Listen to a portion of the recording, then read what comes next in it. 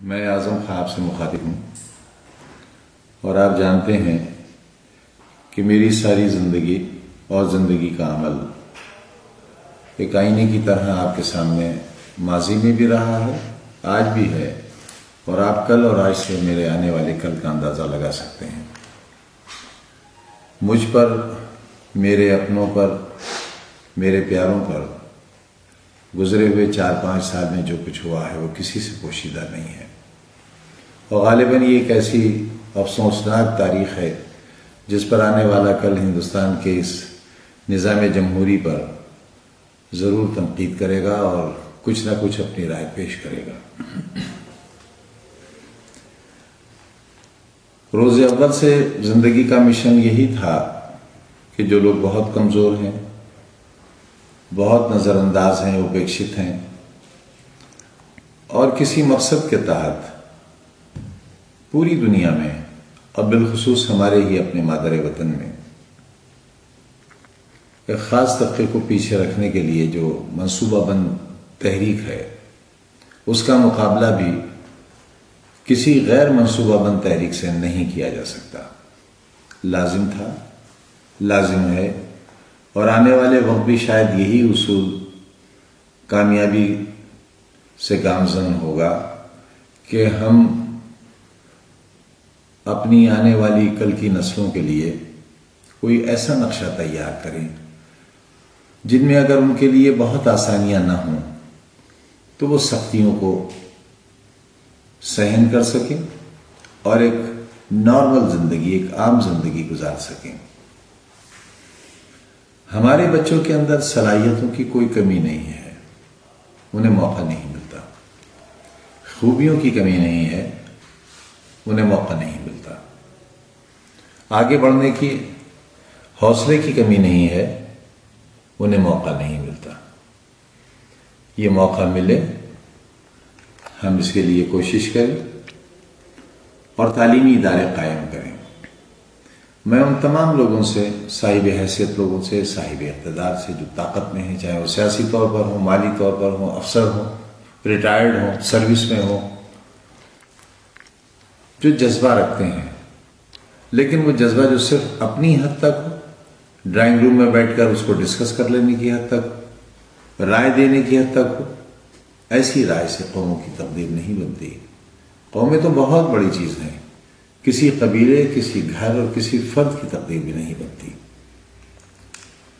ارادہ کریں، اگر میرے جیسا کمزور آدمی اتنے بڑے مشن کو پائے تکمیل تک پہنچا سکتا ہے تو میری ہی پڑوس کے ضلع میں نہ جانے کتنے رئیس رہتے ہیں، میرے ملک میں، میرے پردیش میں نہ جانے کتنے لوگ دولت مند رہتے ہیں، نہ جانے کتنی ایسی آرگنائزیشنز ہیں جن کے پاس بہت وسائل ہیں لیکن ان کا صحیح استعمال نہیں ہے۔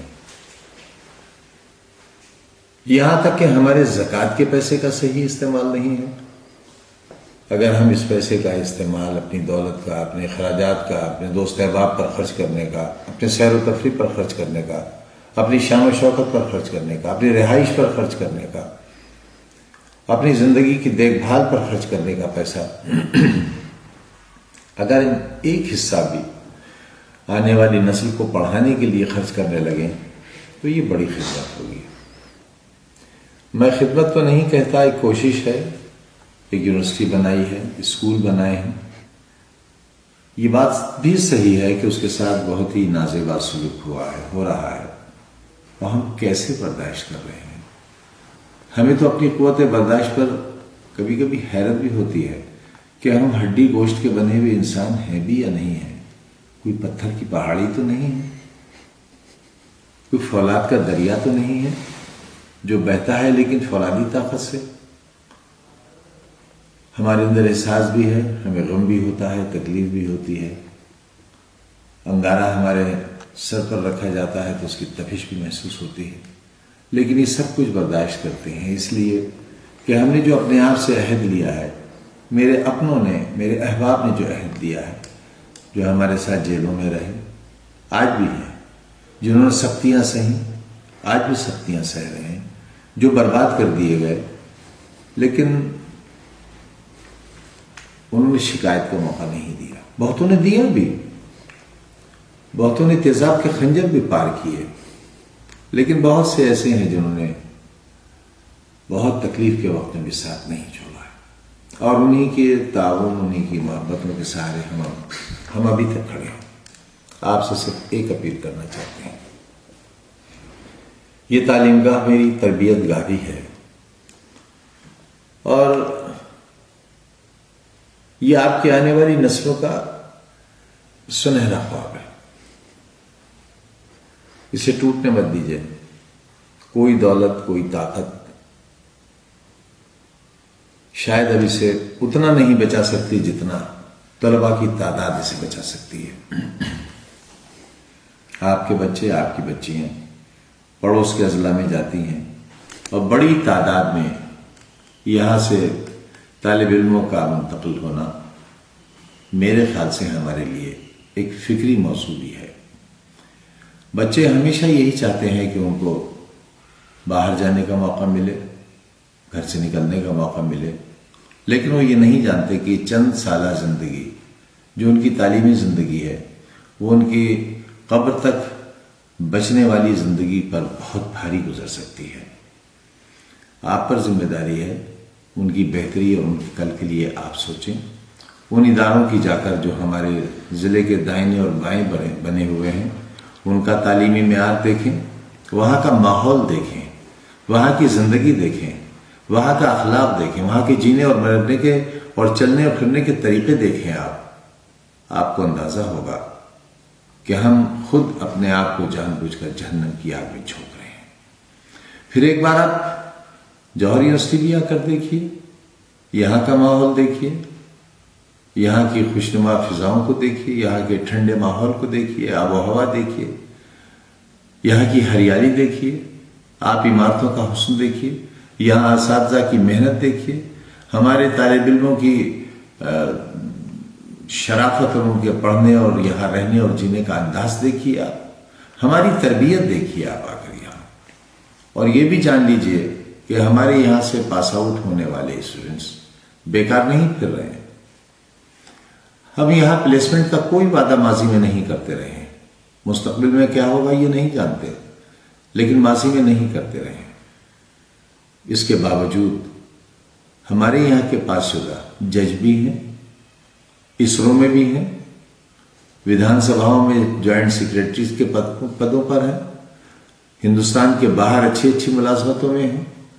اور اگر آپ سے میں یہ کہوں کہ صرف وہی بچہ خالی ملے گا آپ کو جس نے سروس نہ کرنی چاہیے ہو، ورنہ ہمارے یہاں کے پاس شدہ طالب علم کوئی خالی نہیں ہے.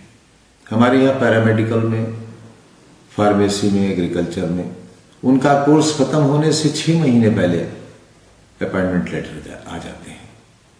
معلوم ہے لوگوں کو کہ ہمارے یہاں پڑھائی ہوتی ہے.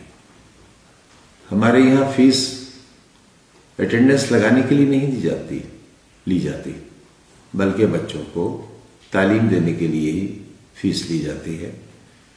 آپ ایک بہتر ماحول اور بہتر مستقبل کے لیے، ایک بہتر کل کے لیے اپنے آنے والی نسلوں کا خیال رکھیے، ان کے لیے بہتر فیصلہ کیجیے، اور کم سے کم ایک بار آپ خود یا ان بچوں کو اپنے ساتھ لا کر اس یونیورسٹی کا دورہ کیجیے.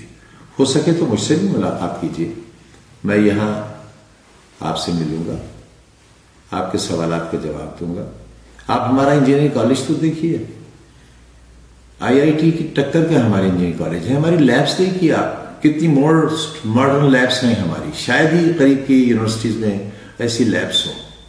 جو سہولتیں ہمارے یہاں ہیں، ہمارے ہاسٹل کی سہولت، وہاں کے کھانے پینے کی سہولت، وہاں کے کھانے کا اسٹینڈرڈ، آپ آ کر دیکھیے، ایک بار کھا کر دیکھیے، فیصلہ کیجیے کیا بہتر ہے. اسی درخواست کے ساتھ یہ ادارہ آپ کا ہے. اگر آپ ہی اس کو نہیں سنبھالیں گے تو شاید اس کی اینٹ اور گارے کی بنیادیں اس کو سنبھالنے میں ناکام رہیں گی. بہت بہت شکریہ.